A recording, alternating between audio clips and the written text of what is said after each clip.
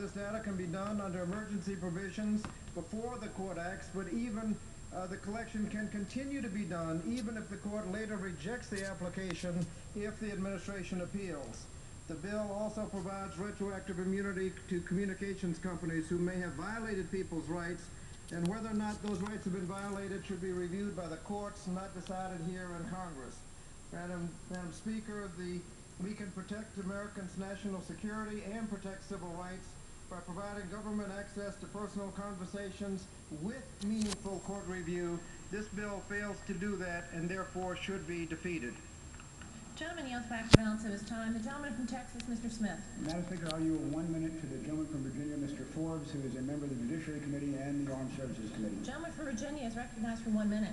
Thank you, Madam Speaker. Madam Speaker, today, when the sun comes up on America, there are all too many people who spend all too much time criticizing and apologizing for this nation, trying to verbally tear it down.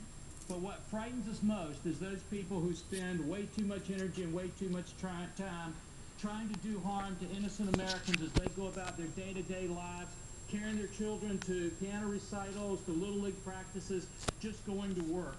It just makes common sense that we would want to know what they were trying to do, because if we know, we have at least a chance to stop it. This is a bipartisan bill that we should have had a year ago. We certainly should have had 4 months ago.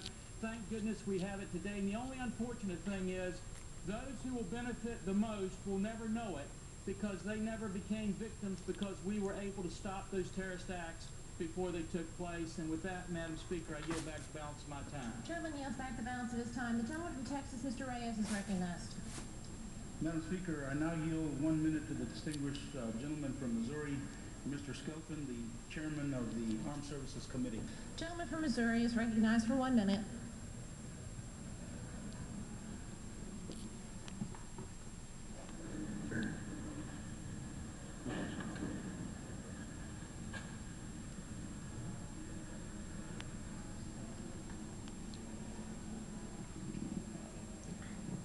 Madam Speaker, today I rise in strong support of this bill, the FISA Amendments Act of 2008. The bipartisan compromise before us strikes the right balance between providing our intelligence community with the tools they need to fight and find terrorists and protecting our constitutional rights on the other hand. Let me thank my colleagues Sylvester Reyes, John Conyers, our Intelligence and Judiciary Committee Chairman, for their hard work. I'm pleased that we've resolved this critical national security issue through bipartisan negotiations between the administration and the Congress. And I want to particularly commend Steny Hoyer, our majority leader, our Speaker Nancy Pelosi, for their leadership in reaching this landmark legislation. The bill before us is a great improvement over the Senate bill, in that it provides for more rigorous review of electronic surveillance activities. It gives the courts a meaningful role in determining if telecommunication firms are entitled to civil liability protection. Let the gentleman an additional 30 seconds. The gentleman is recognized for 30 seconds. From my perspective as Chairman of the Armed Services Committee, the bill strongly supports intelligence needs of those who wear the uniform. And every day, American men and women deployed in harm's way depend on electronic surveillance capabilities to achieve their missions.